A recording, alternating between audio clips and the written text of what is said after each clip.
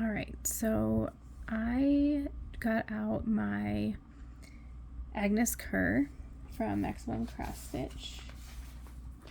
This was the sampler September from Roxy, Floss Co. Floss and Linen from Evertote. This was their offering for the 2024 sampler September. And I remember stitching this last September, and I am on this herringbone stitch row here, and there's a diagram, there's a video, but a lot of the herringbone stitch, closed herringbone stitch, that videos that I could find were embroidery. And it just so happens that last night I needed to make myself a thumb thimble for another quilting project that I'm working on. And so I made myself a Yubanuki needle. I've had the kit for a little while now, and I finally sat down to make myself another one. And so with the Yubanuki, you use the herringbone stitch. And so I think that was a part of it that that helped me. Nonetheless, I had trouble translating the embroidery stitching videos to linen, where there's actually like specific places you're supposed to put your stitches. And the closed herringbone piece was the part that was tricky for me. Open herringbone is what you use for the Yubanuki thimbles, and it's the movement, I guess, makes a little bit more sense. So it's been forever, but like I couldn't not work on this and show how I figured it out. Is it the right way? It might not be, but it is how I figured out how to do it. And I had stitched all the way over to here, and I pulled it out because I knew after doing my thimble last night that it did not look right. So it's a little wonky over here. I'm not quite sure how to start, so I'm not going to show you that piece, but once I got going, I can kind of show you. So this is my first strand of floss, and I'm going to start my second.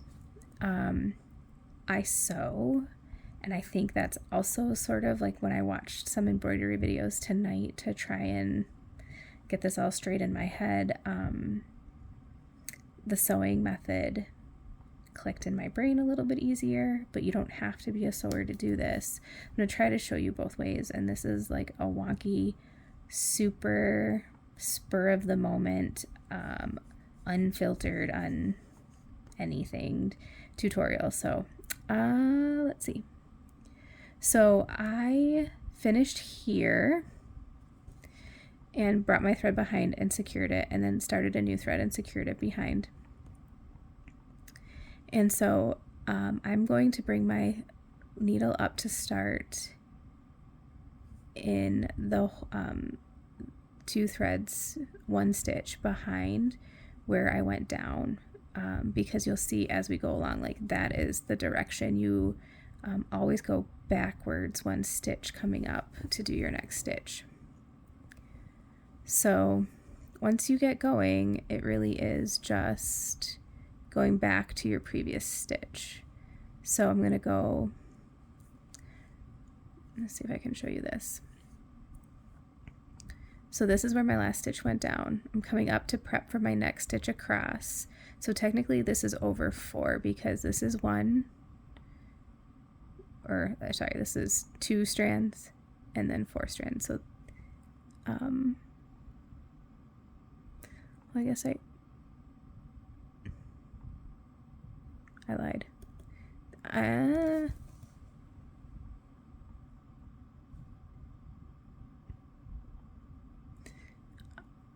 am going 4 stitch. Yeah, okay. So sorry. I am going. This is still getting this. So here's 1 stitch, and here's 2 stitches. Right. And that's where I'm gonna go in up here. Is that right, or is that? It's really hard to see.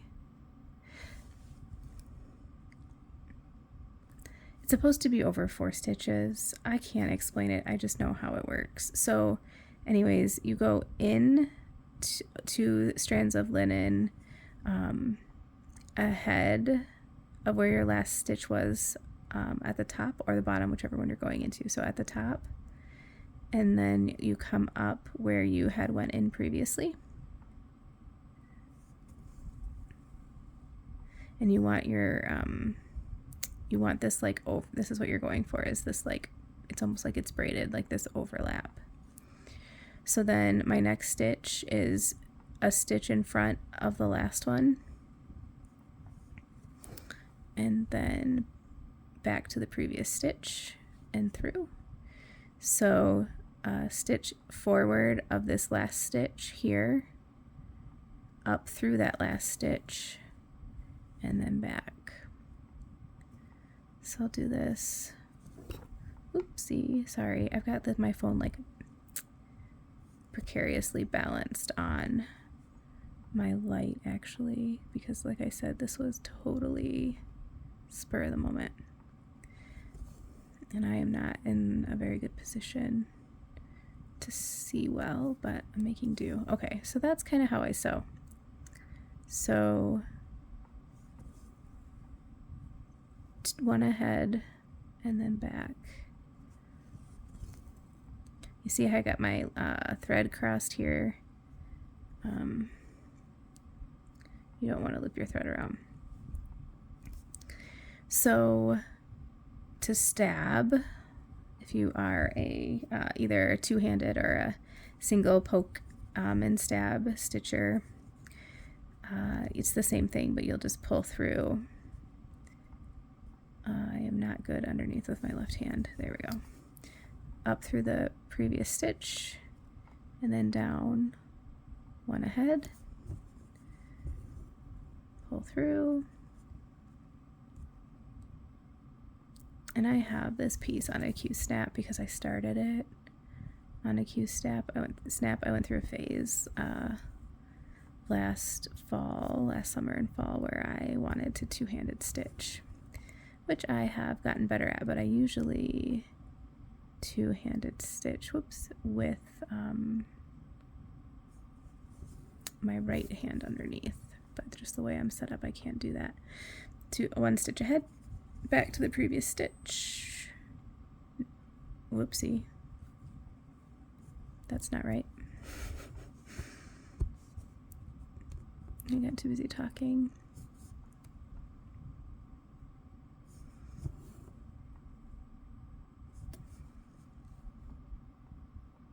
Oh, now I'm all messed up. I think maybe I came out the wrong hole, because this was my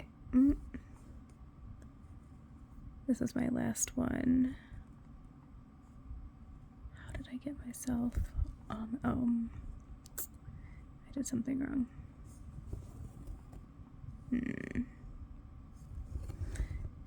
See, like, just when you think you've got it figured out, I'm gonna go back up one and see what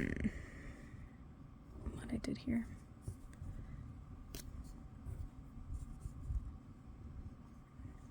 I don't even have scissors where I'm stitching.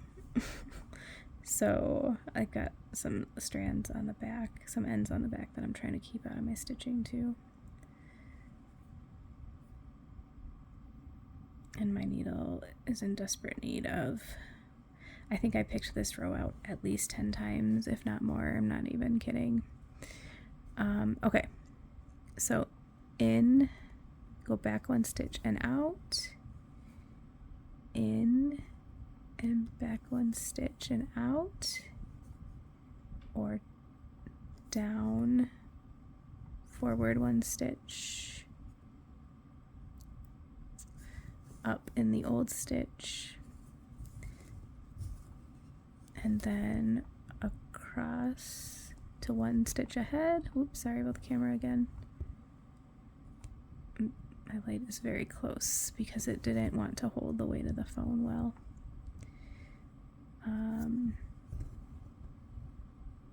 So yeah, that is how you herringbone stitch. I can try to show how to start here. I don't want to move and drop things. Okay.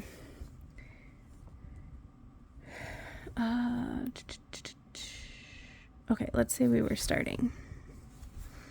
Let's see if we can figure this out together. All right, so we'll say that this is where I want to start. So I'm going to come, I think I would want to, oops, I pulled my needle with my, okay, so I'm going to come up a stitch to the left of where I would want to like technically start.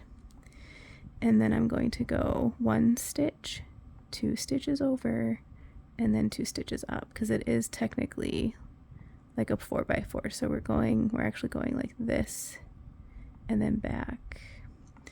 So I'm gonna come up here, but remember I have to go back. And I don't have a previous stitch though, right? Because I just started.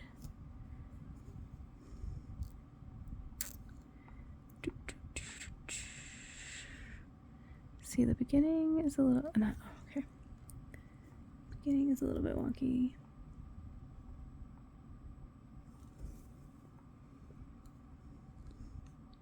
So it takes a couple stitches, right? Because I don't have a stitch here that was like previous. So that when I started, I'm missing this stitch back here. And maybe there's a way to fix that. I don't know. I guess I could technically come down here and then come back up where I was supposed to start. Keep going. And then I can keep going. So, hey, look at that. I think, ooh, does that look right? Yeah, oops. Yeah, I think that's right. So, hey, go us. We started and we made it look pretty, unlike how Agnes did. I was sitting here thinking about, 6, 7, 8-year-old schoolgirls learning to herringbone stitch and wondering, they had, I guess they had a teacher who knew how to do this, but they didn't have YouTube. Maybe they had an instruction book, but that's not likely. And so it just made me feel a little close to those girls and just thinking about what that experience would have been like. So I'm going to stop because I've got to go back and pull these out and keep going with my rope. But I just wanted to show, because hope it's helpful to see it on linen and not just in a diagram, but with the actual stitching. Let me know how it goes, and I will see you all sometime in the future.